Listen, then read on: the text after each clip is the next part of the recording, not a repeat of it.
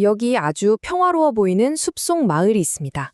근데 말이죠, 이 마을엔 5가지 비밀이 숨겨져 있어요. 그리고 이 비밀들 때문에 공동체가 완전히 무너질 뻔했는데요. 오늘 그 이야기를 한번 같이 파헤쳐 볼까 합니다. 모든 사건의 시작은 바로 이 한마디였습니다. 정말 폭탄 선언이었죠.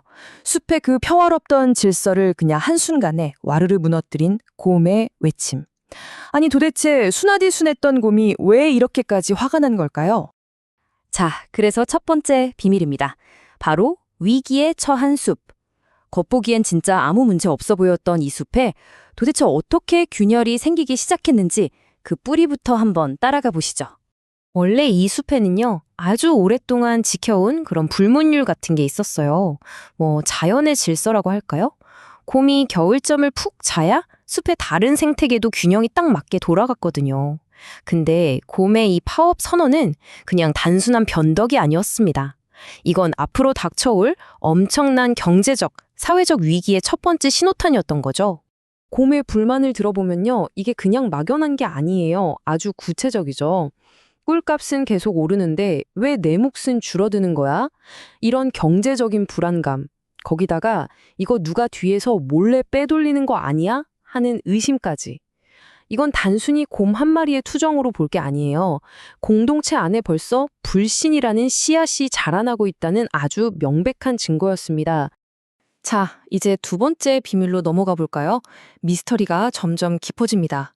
곰이 파업을 선언한 것과 거의 동시에 숲에서는 꼭 누가 맞춰놓은 퍼즐 조각처럼 이상한 일들이 계속해서 일어나기 시작해요. 첫 번째 사건 파일입니다. 바로 다이어트 사기 사건. 숲에 갑자기 마시기만 하면 날씬해지는 도토리차라는 게 등장해요. 이건 다른 동물들의 불안감을 아주 교묘하게 파고든 사기였죠. 바로 여우가 벌인 짓이었는데요. 동물들의 외모 걱정을 돈벌이 수단으로 삼은 겁니다. 이 토끼의 외침 너무 안타깝지 않나요? 날씬해지기는커녕 오히려 살이 더 쪘다는 거예요. 왜냐?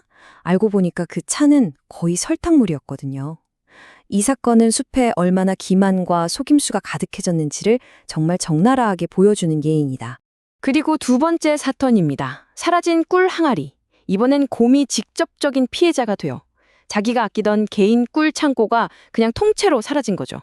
근데 이상한 건 문은 굳게 잠겨 있었고 주변엔 발자국 하나 없었어요. 완전 밀실 범죄였죠. 미스터리는 점점 더 짙어집니다. 바로 그때 숲의 명탐정 부엉이가 드디어 단서를 찾아냅니다.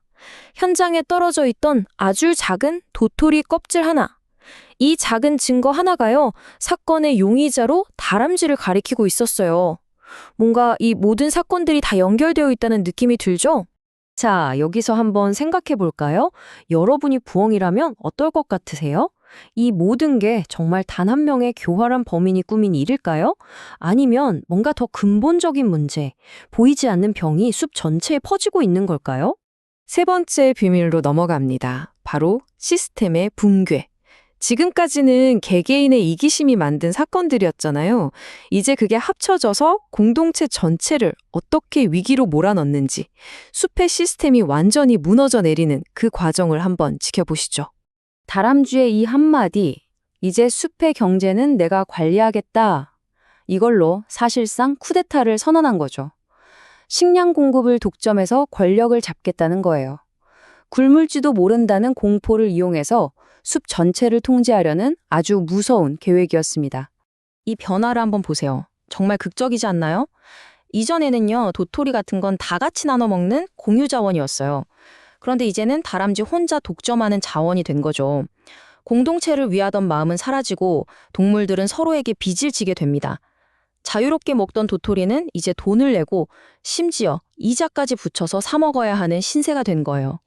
서로 돕던 따뜻한 공동체가 어떻게 차가운 약욕 강식의 사회로 변하는지를 아주 명확하게 보여주는 장면입니다. 그리고 이 반딧불이들의 한탄. 우리가 사라지면 밤은 누가 밝히지? 이건 정말 가슴 아픈 말이죠. 이건 단순히 반딧불이가 사라지는 문제가 아니에요. 점점 희미해져가는 공동체 정신, 그 희망에 대한 아주 강력한 은유입니다. 이들의 빛이 바로 숲의 희망 그 자체였으니까요. 보세요. 동물들 사이에 불신이 깊어지면 깊어질수록 반딧불이의 빛은 점점 약해졌어요. 말 그대로 숲이 점점 어두워지고 있었던 겁니다. 내부의 갈등과 불신이 진짜로 숲을 물리적인 어둠 속으로 몰아넣고 있었던 거죠. 희망의 빛이 서서히 꺼져가고 있었습니다. 자, 이제 네 번째 비밀입니다. 부엉이의 폭로. 드디어 이야기의 클라이맥스입니다. 그동안 숲을 병들게 했던 모든 것의 진짜 실체가 드러나는 순간이죠. 부엉이가 모든 동물들을 한자리에 불러 모읍니다. 그리고는 이 모든 사건들이 사실은 어떻게 거미줄처럼 얽혀 있었는지, 그리고 그 중심에 대체 무엇이 있었는지를 하나하나 설명하기 시작해요. 모두가 숨을 죽이고 부엉이의 입만 쳐다봅니다. 이 지점이 정말 흥미로운데요. 진짜 범인은 딱 한 명이 아니었어요. 여우는 남들의 불안감을 이용해서 돈을 벌었죠. 다람쥐는 굶주림에 대한 공포를 이용해서 경제를 장악하려 했고요. 그리고 심지어 처음엔 피해자처럼 보였던 곰마저도 자신의 분노를 이용해서 여론을 자기 쪽으로 유리하게 만들려고 했습니다.